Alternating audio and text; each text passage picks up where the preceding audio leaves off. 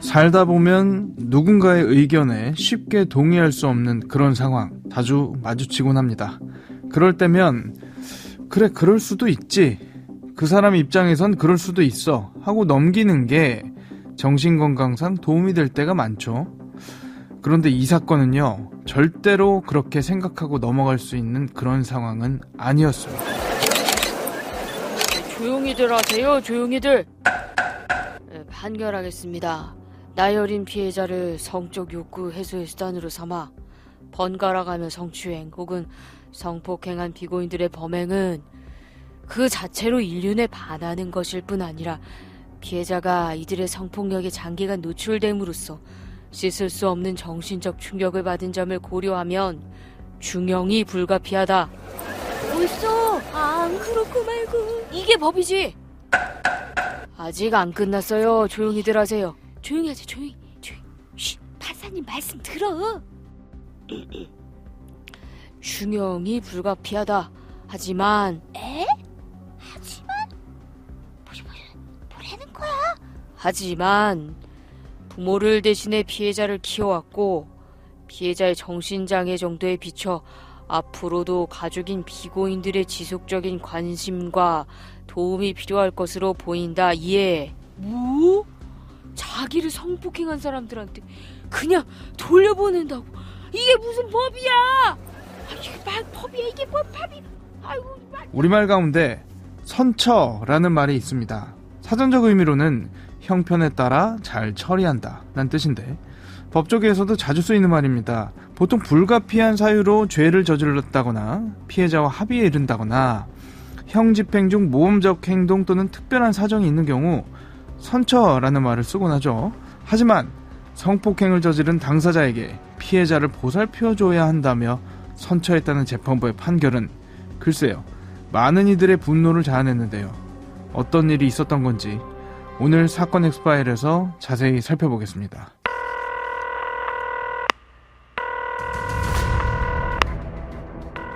사건은 보이는 것보다 가까이 있다. 이원화 변호사의 사건 엑스파일. 안녕하세요. 이원화 변호사의 사건 엑스파일 이원화입니다. 오늘은 로엘 법무법인 황근주 변호사와 함께합니다. 변호사님 어서 오세요. 안녕하세요. 로엘 법무법인의 황근주 변호사입니다. 오늘 다뤄볼 사건 같은 경우는 이게 진짜 있었던 일이 맞아? 라고 생각할 만한, 듣고도 내가 제대로 들은 거 맞아? 라고 생각할 법한 그런 사건 아닌가 싶거든요. 저도 참 사건에 대해서 알아보면서도 이게 실제로 있었던 일인지 믿을 수가 없었던 사건인데요. 현실은 영화보다 더하다 라는 말이 딱 들어맞는 그런 사건이 아닐까 합니다. 피해자가 지적장애 아동이었죠? 네, 그렇습니다. 피해 아동은 지적장애 3급 판정을 받았는데요. 피해 아동의 부모가 생활고 때문에 더 이상 아이를 직접 돌볼 수가 없게 되어서 친가에 맡겨졌습니다. 아무래도 그래도 피부치니까 남보다는 잘 돌봐줄 것이다 라고 생각을 했던 것 같아요. 그런데 이게 웬일입니까? 친가 피부치들이 피해 아동을 상대로 정말 사람이라면 할 수 없는 짓들을 벌인 겁니다. 아버지부터 시작해서 친할아버지, 큰아빠, 2명의 작은아빠, 심지어 사촌까지 무려 10년 넘게 번갈아가면서 피해 아동을 성폭행한 사안입니다. 피해 아동이 지적장애 3급 판정을 받았다고 했잖아요. 네. 지적장애 3급이면은 지능지수, 쉽게 얘기해서 IQ가 50 내지 70에 해당하는 정도인데요. 어느 정도 교육을 받으면 사회적으로도 그리고 직업적으로도 자립이 가능한 수준입니다. 이거를 상대방에 대해서 잘 모르는 사람이 보게 되면 비장애인하고 그 차이점을 잘 못 느끼는 경우도 많이 있습니다. 그래서 교육이나 훈련을 잘 받으면 일상생활이나 사회생활도 가능합니다만 그렇기 때문에 환경의 영향을 더 많이 받는다고도 할 수 있겠는데요. 지속적으로 교육을 받고 케어를 하면 사회에 적응하는 데에도 훨씬 좋은 양상을 보인다고 합니다. 그런데 이번 사건에서는 피해 아동의 그 가정 환경이 이랬기 때문에 제대로 된 케어를 받았을 리가 없겠죠. 도대체 이해가 안 갑니다. 어떻게 가족들이 한 명도 아니고 뭐 거의 전부 다 이런 것 같은데요. 어떻게 이럴 수가 있는 거죠? 그 피해 아동의 주변에 있던 남자 친척들은 거의 전부 연루가 된 게 아닌가 싶은 생각이 드는데, 일단 피해 아동에게 만행을 저지른 거는 친척뿐만이 아니었습니다. 피해 아동이 5살이 되었을 때 피해 아동의 친아버지가 피해 아동의 몸을 더듬는 추행을 했고요. 피해 아동이 9살이 되던 해에 친아버지가 먼저 피해 아동의 아버지에게 내가 데려가서 키워주겠다며 자기 집으로 데려가 놓고서는 얼마 안 되어서부터 피해 아동을 강간했습니다. 저는 사실 이 친할아버지라는 사람이 진심으로 피해 아동을 양육해줄 생각으로 데려간 거라고는 생각이 들지 않고요. 당시 친할아버지가 살던 곳이 충북의 농촌 시골 마을이었고 큰아버지나 작은아버지들도 친할아버지 주변에서 거주하는 형태였거든요. 어디까지나 제 짐작입니다만 친할아버지는 처음부터 피해 아동을 데려가서 집안일도 좀 시키면서 성적으로도 좀 학대할 의도로 자기가 데려가서 키우겠다고 한 건지도 모르겠습니다. 애초에 범행의 의도를 가지고 접근했다. 이렇게 볼 수 있겠다 이거네요. 자기 아들의 딸, 그러니까 손녀를 돌봐주겠다고 데려와 놓고 이런 짓을 저질렀다는 게 정말 황당합니다. 이게 현실에서 일어날 수 있는 일인지가 믿기가 어려울 정도인데요. 이게 끝이 아닙니다. 피해 아동이 12살이 되니까 당시 30대 작은아버지, 그러니까 둘째 작은아버지가 피해 아동을 성추행했습니다. 피해 아동이 13세가 되었을 때는 40대였던 작은아버지, 그러니까 첫째 작은아버지가 벌초를 한다며 피해 아동을 산으로 끌고 가서 강간을 했고 여기다 더해서 피해 아동이 16살이 되니까 이번에는 50대였던 큰아버지가 피해 아동을 성폭행했습니다. 이 정도면 뭐 다 연루된 것 같긴 한데 이게 다인가요? 이게 다가 아니라 더 있습니다. 더 있나요? 이번에는 피해 아동의 사촌 오빠라는 사람이 어른들이 없는 틈을 타서 피해 아동을 성폭행했는데 이 사촌 오빠라는 사람이 심지어 10대였거든요. 이게 말이 사촌 오빠지 피해 아동하고는 실질적으로 나이 차이가 거의 없는 또래였습니다. 이 피해 아동이 얼마나 상처를 받았겠습니까? 이 천인공노할 가족들은 피해 아동이 임신이라도 하게 되면 자기들이 한 짓이 드러날까 봐 피임기고까지 미리 준비를 해두고 범행을 저질렀다고 합니다. 이게 한두 번으로 그친 것도 아니고 몇 년 동안 이랬다고 하던데. 이게 피해 아동이 5살 때부터 시작된 범행이고 9살 때부터는 계속 이 사건이 밝혀지기 전까지 친할아버지 집에서 거주를 했기 때문에 한 번으로 그칠 리가 없죠. 이 아버지의 경우에는 피해 아동이 5살 때 성추행 범행을 한 이후로 다른 범행은 없었던 것 같지만요. 할아버지로부터 사촌 오빠에 이르기까지 5명은 피해 아동이 9살이던 때부터 16살이 될 때까지 수십 차례에 걸쳐서 범행을 저질렀다고 합니다. 이 피해 아동한테 반항하면 쫓아낸다. 네 남동생도 가만두지 않겠다. 이런 식으로 위협을 해가지고 피해 아동이 반항을 못하겠습니다. 그런데 이제 피해 아동 입장에서는 어렸을 때부터 자기 생계를 전적으로 이 친척들에게 의존을 하고 있었기 때문에 달리 도움을 청할 때도 없었던 것 같습니다. 아니 근데 이 악마 같은 가족들의 만행, 이 범죄는 어떻게 드러난 겁니까? 누가 신고라도 했나요? 놀랍게도 그렇지가 않습니다. 이게 보통 같으면 일반인의 상식 같으면 그래도 이런 사정을 눈치챈 이웃이라든지 아니면 다른 친척이라든지 이런 사람에 의해서 구조가 됐었을 것 같은데 이 사안에서 피해 아동을 구조해 준 것은 피해 아동의 남동생입니다. 남동생은 피해 아동하고는 다르게 완전히 방치가 되고 있었거든요. 그리고 남동생이 아동보호 전문기관에서 상담을 받으면서 친척들이 밤마다 누나를 괴롭힌다고 울면서 호소를 한 덕분에 사건이 밝혀지게 된 겁니다.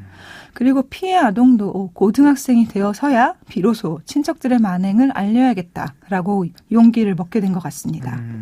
어린 소녀에게 온전한 울타리가 되어줬어야 할 가족들이 한 명도 아니고 돌아가면서 이런 만행을 저질렀다는 게 이보다 끔찍한 일이 또 있을까 싶습니다.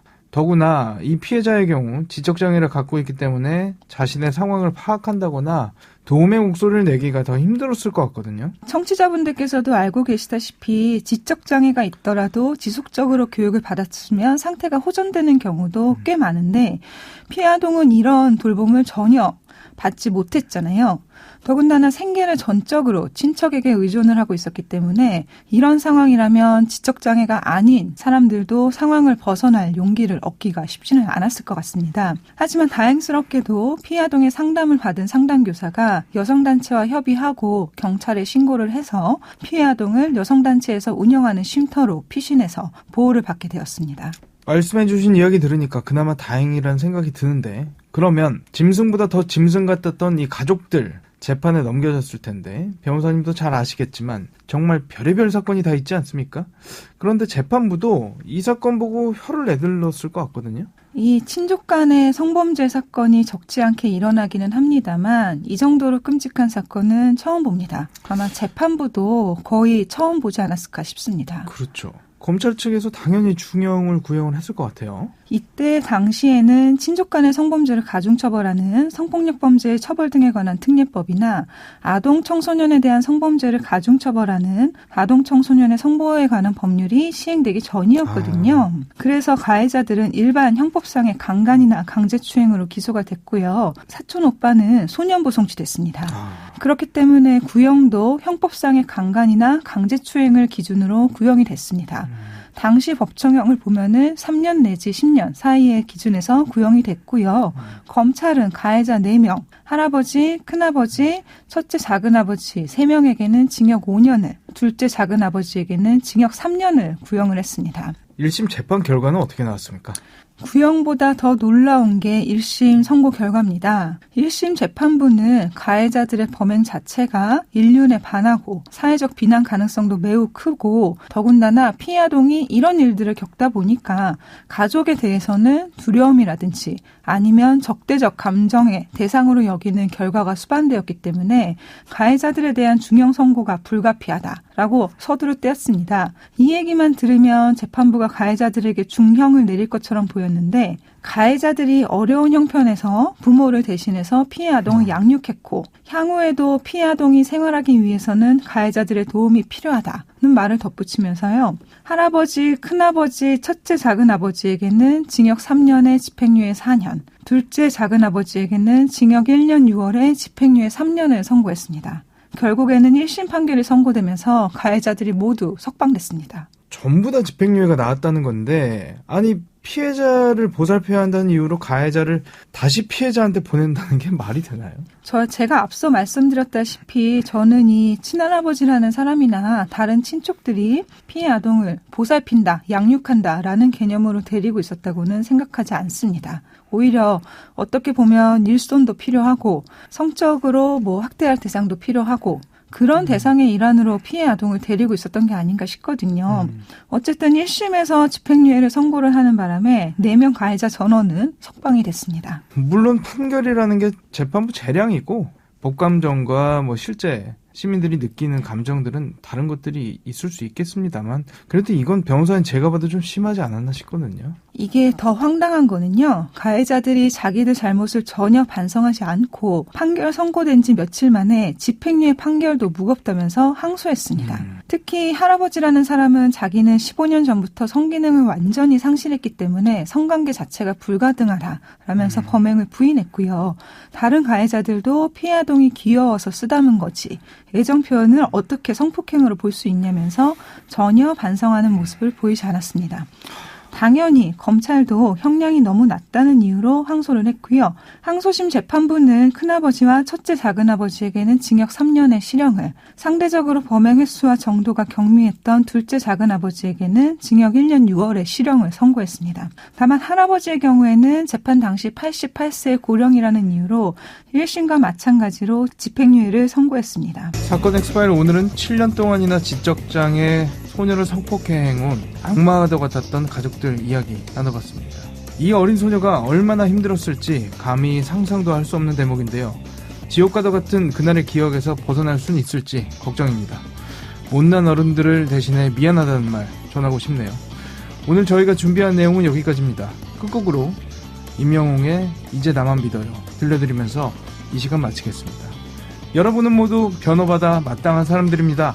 사건 엑스파일 여러분 고맙습니다.